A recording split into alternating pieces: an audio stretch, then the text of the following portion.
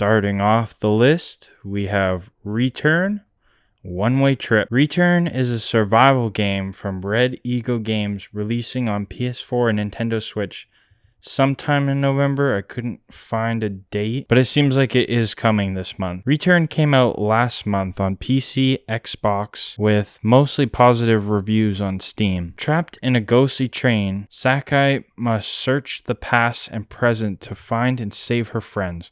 More importantly, Sakai must use her wits if she is to survive against an unspeakable evil hellbent on avenging unrequited love. From the Neck Down by Alia Whiteley is a short story collection. The new collection of humane, beautiful, and disarming short stories from the award-winning author of The Beauty, Clark Award nominee The Loosening Skin, and The Arrival of Missives. In 16 stories, Whiteley deftly unpeels the strangeness of everyday life through beguiling gardens, rebellious bodies, and journeys across unfamiliar worlds with her trademark wit and compassion. Lost Rhodes by Jonathan Maberry is a young adult horror zombie novel and follow-up to his novel Broken Lands. Gutsy and her friends, along with Benny and his crew, have just survived a massive attack on New Alamo by the Night Army, a mix of mindless, shambling Los Muertos and sentient half-zombie ravagers. She's also reeling from the revelation that the residents of her town were the lab rats of the biological testing facility linked to creating the most dangerous Zom, the Raggedy Man, who controls all of the living dead. The Last Ritual by S.A. Sador is a supernatural novel. Aspiring painter Aidan Oakes is invited to join a mysterious art commune in Arkham, the new colony. When celebrated Spanish surrealist Juan Hugo Balthazar visits the colony, Alden and the other artists quickly fall under his charismatic spell. Balthazar throws a string of decadent parties for Arkham's social elite, conjuring arcane illusions which blur the boundaries between nightmare and reality. Only slowly does Alden come to suspect that Balthazar's mock rituals are intended to break through those walls and free what lies beyond. Alden must act, but it might already be too late to save him, let alone Arkham. When these timers hit zero, huh? He didn't tell you the rules. What rules, Bobby? We can steal each other's time to stay alive. So the more you kill, the more time you get. Triggered is directed by Alistair Orr and stars Liesl Allers, Rain Swart, and Sean Cameron Michael. Triggered is about 9 campers who wake up from a night of partying to discover they all have bombs strapped to their chest. The bombs will explode when their timer runs out unless they can figure out how to disarm them or find help. The catch is that they can steal time by killing each other. Isn't crazy. Do you smell him? He's close now.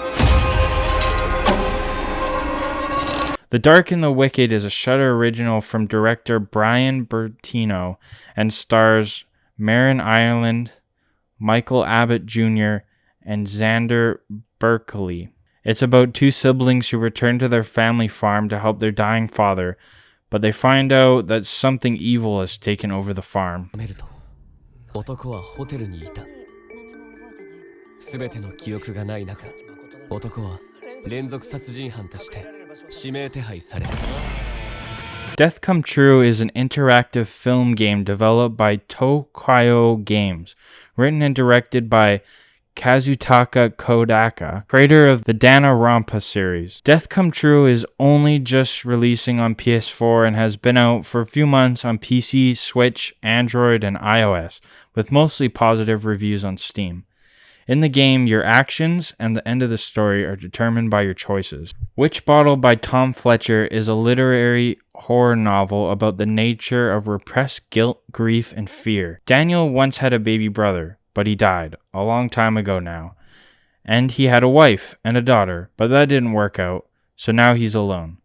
The easy monotony of his job as a milkman in the remote northwest of England demands nothing from him other than dealing with unreasonable customer demands and the vagaries of his enigmatic boss. But things are changing. Daniel started having nightmares, seeing things that can't possibly be there, like the naked, emaciated giant with a black bag over its head, which is so real he swears he could touch it if he dared. It's not just at night bad things are happening either, or just to him. Shaken and unnerved, he opens up to a local witch.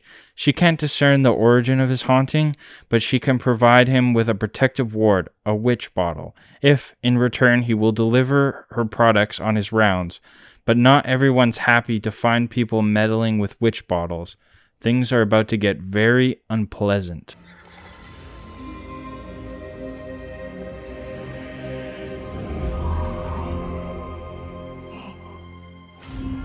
Demon's Souls is getting a remake done by Bluepoint Games, releasing on the PlayStation 5. I don't think I really need to explain the game, but I will admit that I've never actually played a Dark Souls game for my own sanity, but I am thinking of jumping in here. As you can tell, they did an amazing job with the graphics, and it actually looks amazing.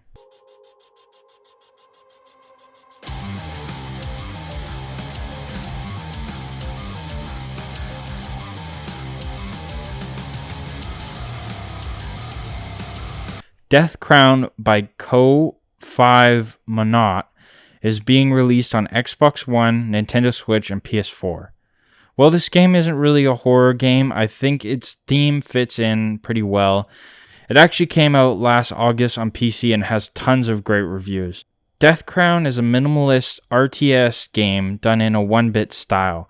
You play as Death herself, commanding her legions of death and punishing humanity's kingdom for its overconfidence. Where am I? I didn't get killed. Oh my god, why do I sound like that? I woke up in the killer's body. The Blissfield Butcher strikes again. Freaky is a horror comedy by director Christopher Landon. It stars Alan Ruck, Catherine Newton, and Vince Vaughn. So this movie's pretty much Freaky Friday if a high school girl switched bodies with a serial killer, and it looks goofy as hell. Your grandson. He's a wee boy now.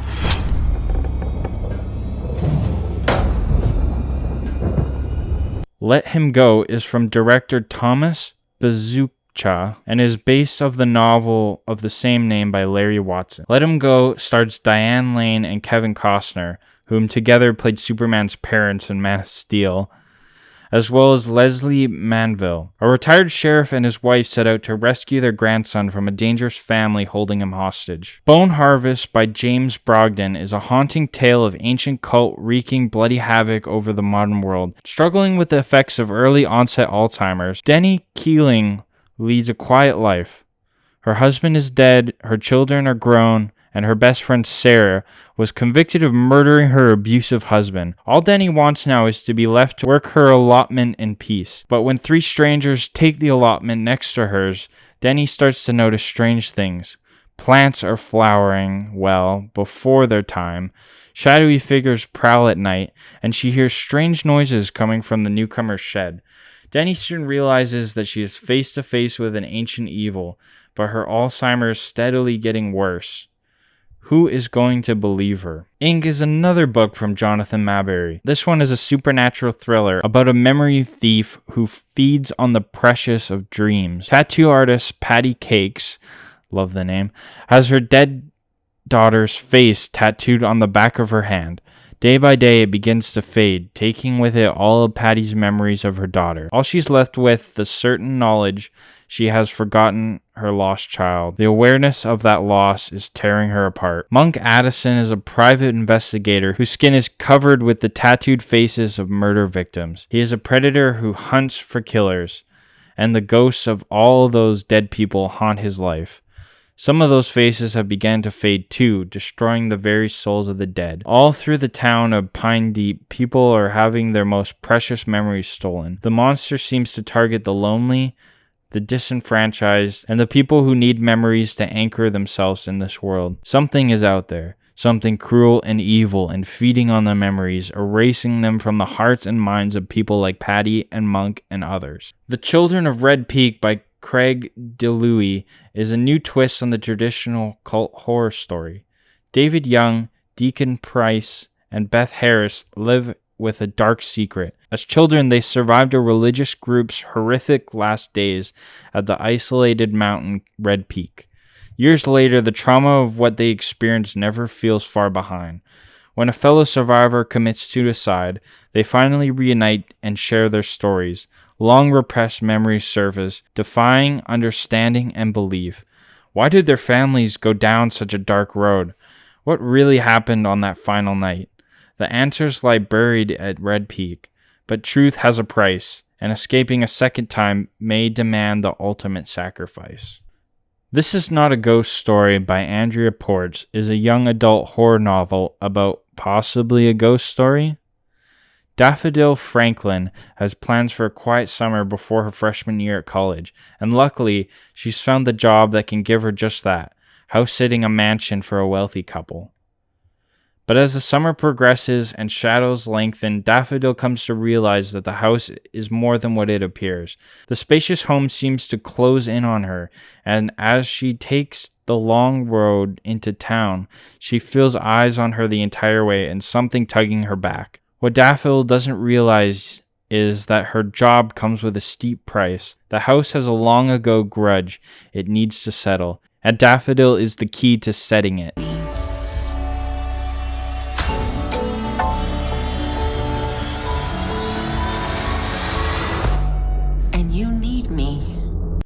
Run is a Hulu original from director Anish Chagnati. It stars Sarah Paulson, who is great in pretty much anything she does, Kira Allen, and Amelie Amis. A homeschooled teenager in a wheelchair discovers that her mother is hiding a sinister secret. 13 Stories by Jonathan Sims is a haunted house story / murder mystery novel. A dinner party is held in the penthouse of a multi-million-pound development. All the guests are strangers, even to their host, the billionaire owner of the building. None of them know why they were selected to receive his invitation. Besides a postcode, they share only one thing in common. They've all experienced an unsettling occurrence within the building's walls. By the end of the night, their host is dead, and none of the guests will say what happened. His death remains one of the biggest unsolved mysteries, until now. Fishing for Dinosaurs and Other Stories by Joe R. Lansdale is a short story collection. Fishing for Dinosaurs and Other Stories is an all-novella collection that features 68 barrels on Treasure Lake, an original that clocks in at over 28,000 words. The collection proper is preceded by a general introduction of his own self, while each of the novellas is introduced by variously Robin Hobb, Poppy Z. Bright, Richard Chismar, David J. Schlau, and Norman Partridge.